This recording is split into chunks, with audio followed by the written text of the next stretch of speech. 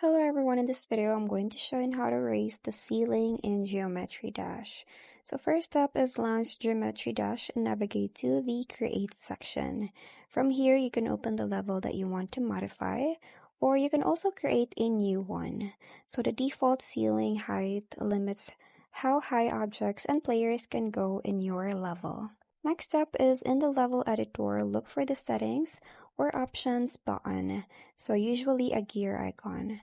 So this opens the level configuration panel where you can adjust various level properties including boundaries, colors, and gameplay settings. Next up is look for options related to ceiling, floor, boundaries, or level height. So in newer versions of Geometry Dash, which is 2.2 plus, you can find boundary triggers that controls the playable area. So these let you raise or lower the ceiling dynamically. Next up is use boundary triggers or level options to increase the ceiling height. So you can set specific values or use sliders. So for dynamic effects, you can place boundary triggers at different points in your level to change the ceiling height during gameplay.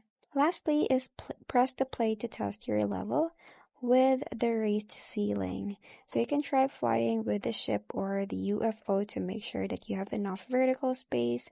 So a higher ceilings open up new gameplay possibilities, so you can create towering structures or expansive flying sections. So that's pretty much it. I hope you find this video helpful. Thanks for watching, and I'll see you in my next one. Bye!